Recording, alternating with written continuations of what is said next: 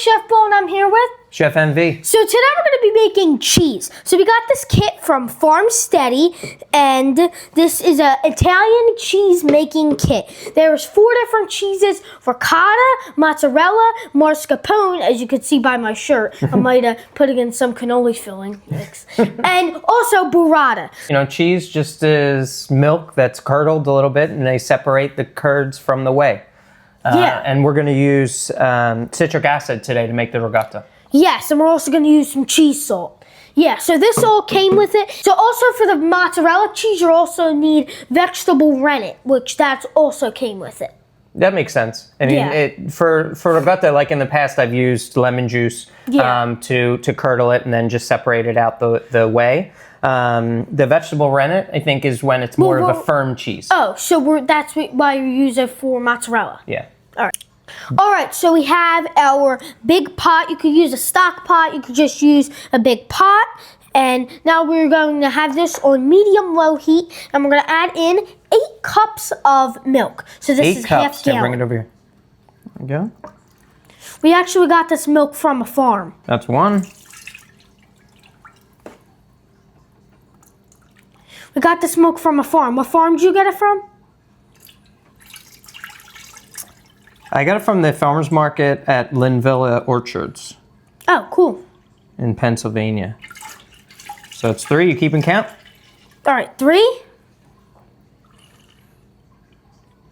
4, 5. Hold it straight. Hold it straight. Sorry. 6. 7. All right, and 8. It's a half a gallon. Yes. All right, and now we also have a 1/4 cup of cream. Now you don't have to use this, but we are going to. And the milk that we're using actually does have a pretty high milk fat or butter fat content, but we want it to be even higher. And now we're going to bring this to 185 degrees Fahrenheit to 195 degrees Fahrenheit. That is 85 to 90 Celsius. Occasionally stirring with rubber spatula, as we have here from Chef Janet and Chef Chuck, shout out. And now we're going to scraping the sides and bottom of the pot. See when this is on temperature. It smells like movie theater popcorn? Yeah. Yeah, it's because of that milk from that farm. It's good milk. Yeah. All right, now we'll see it when it gets on 185 to 195. All right, so now we have our teaspoon of citric acid. So we want to remove it from heat as soon as it gets to 185. And then we're going to stir in the citric acid. And that's going to separate the curds from the whey. Yes. What's it say for us to do next? So once it's at temperature, we'll remove it from the heat, and we're going to mix thoroughly and let it sit while the milk separates in the curds and the whey. About 10 to 15 minutes. And this way, you can actually make like cookies out of it and it has really things high like protein. that. So yeah, maybe we'll make that. Okay. And does like whey protein powder, does that come from milk? It does. Oh, that's cool. So we, when I worked at a restaurant called Per Se, Thomas Keller's the chef. Cool. You've made some of his recipes before. Not online, but on the side. So they sent me across the United States to learn about cheese making. And I went to Oregon to learn about blue cheese. It was Rogue Creamery. They did Caveman Blue, where they wrapped it in grape leaves and let it age. So I helped them make it. I'll send you a picture. It's really cool. We'll put it up on screen. Okay. We also went to California to Andante Dairy, which in my opinion has the best goat cheese in the world. Cool. Sue Young Scallon is her name. And she actually was a classical cellist or musician. And she plays classical music to the goats and plays it to the cheese. And I think it tastes better because of it. I'm serious. Then I went to Connecticut. And we learned about wash drying cheese. So this was all in 2011? All in 2011. Oh, cool. It was like a 2-week trip. Cool. But I wanted to learn to make different types of cheese. So fresh cheese with the goat cheese, blue cheese that has the mold injected into it, and then a wash drying cheese, which they let age. And you ever have brie cheese or I think I might have Camembert? had it once before. camembert? So it has a white crust on it, right?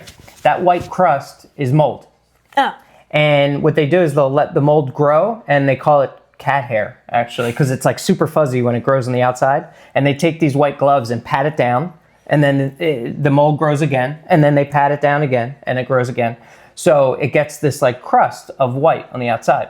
But wash drying cheese, instead of patting it down, they'll wash it with alcohol or salt water. The Epoisse cheese from France, they use Marc de Bourgogne. It's like a grappa they make out of grapes. And they keep washing the outside of it, and it gets this really funky flavor. so did you get to try all the cheeses? Yes. Oh, cool. And did you make all the cheeses? Maybe not all in the world, but I did make the ones for those creameries, which was a lot of fun. The only cheese I made on my own, which I don't even know if it counts, but was mozzarella cheese. Oh. So like we went and bought the make that curds. soon. Yeah, we're gonna make it from scratch. Yeah. See, for me, I went to 9th Street in Philadelphia and I bought the curds. Then we poured warm, salty water over it and then stretched it.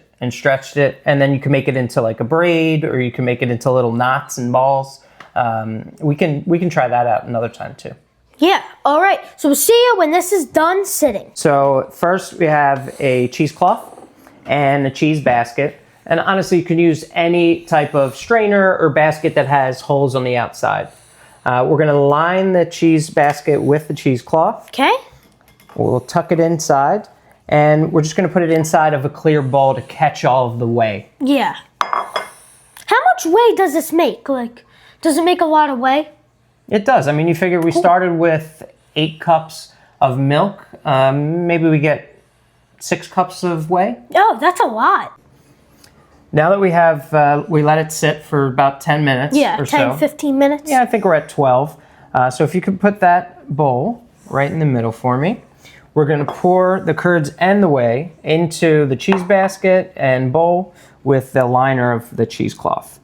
I'm going to do it just quick enough where it doesn't splash, but also doesn't drip down the side. Thanks for holding that for me.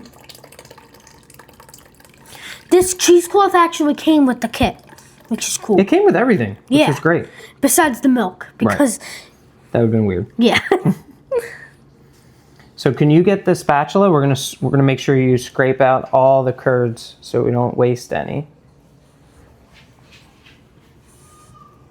And just watch if it's hot.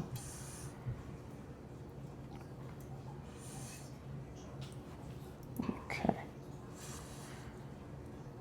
All right. So you can throw it right in there. Perfect. And then, are you going to move this over to here? Yeah, because you can see that there's a lot of whey in there, right? So I'm going to move it to a smaller bowl so that it doesn't sit in the whey. Let's let this drain for a second.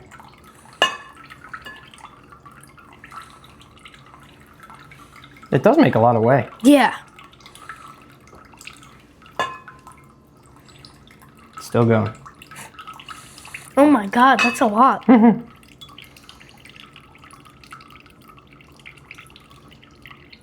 All right, we can let it sit in the other one. It's gonna keep going though. All At right. least now on this one, it doesn't sit on the bottom. And now it says to sprinkle our cheese salt on top after draining curds. All right. So we're going to just put it on top? Yeah. But then we gotta mix it in with the spatula. Yes.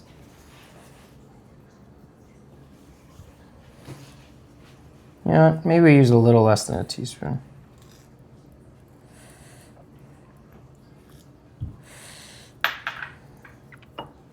You're good. Oh. Mix it in. Make sure that the salt touches all the curds. Now that the cheese has sat here for what, 10 minutes? Yeah, or so? 10, 15 minutes.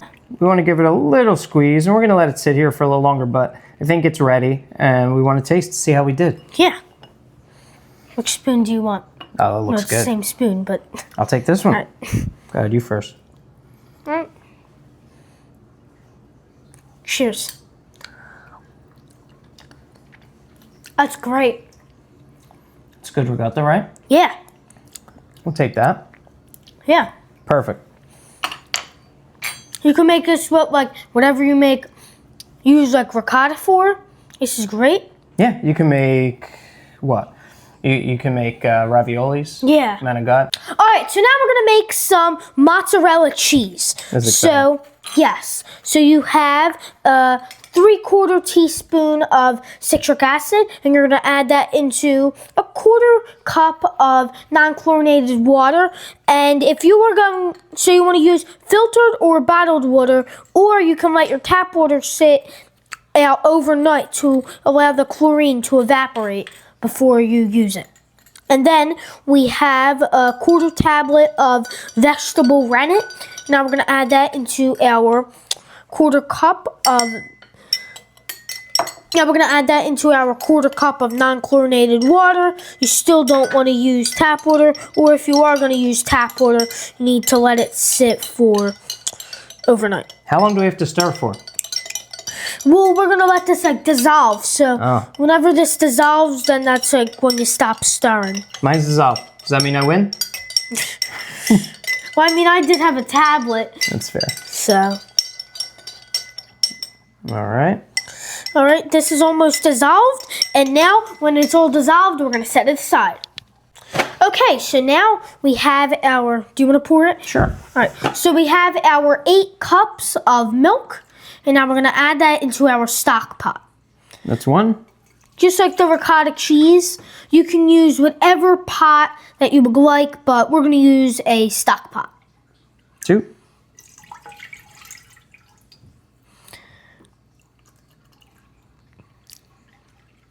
3. 3.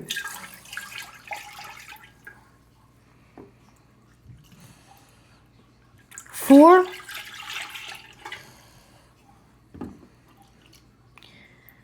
5.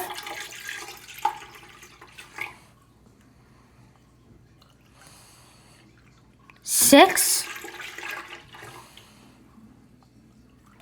7.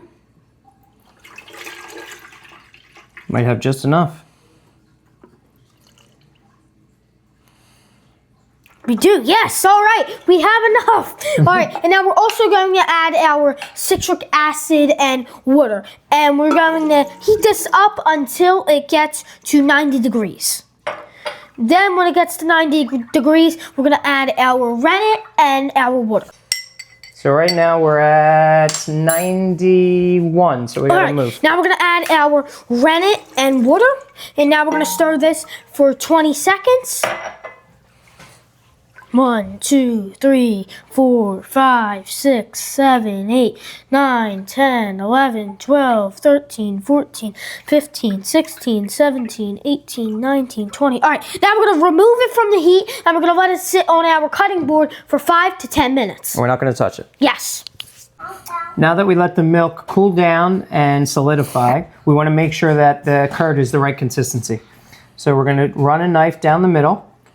And if you see it separate like this, then you're good. I think I'm gonna let it sit for another couple of minutes so it gets a little bit more firm. Next, we're gonna cut it into 1-inch squares. With any of these cheese making kits, the smaller you cut the curd into smaller squares, the drier the cheese will be. So it'll release more liquid.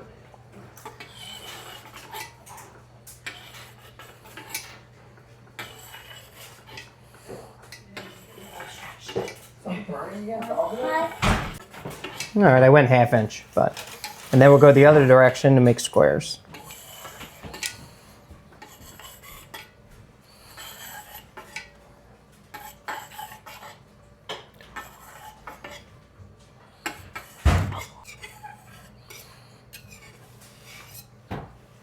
It says then to go sideways on an angle. I could try it with a few, but. So now we're gonna put it back on the stove on medium low until it's 105 degrees. Okay. Now that we're at 105, we're gonna remove it from the heat and stir for 5 minutes. Yes. Okay. Yeah.